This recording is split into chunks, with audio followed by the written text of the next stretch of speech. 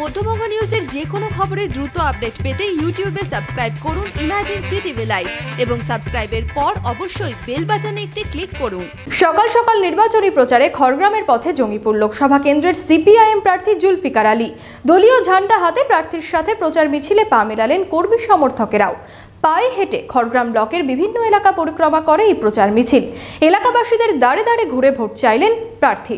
মানুষের স্বতঃস্ফূর্ত ছাড়া একটা উন্মাদনা পরিবর্তনের লক্ষ্যে ভারতবর্ষ থেকে আমাদের বিজেপি সরকার যে জনবিরোধী কাজ করে যাচ্ছে দীর্ঘ 5 বছর থেকে, এবং আমার পশ্চিমবঙ্গ থেকে তৃণমূল সরকারকে তাড়ানোর জন্য মানুষের মধ্যে একটা উদ্দীপনা, আমাদের পার্টির পক্ষে, আমার পক্ষে, আমার ক্যান্ডিডেটের পক্ষে কাস্তে হাতুড়ি তারার পক্ষে।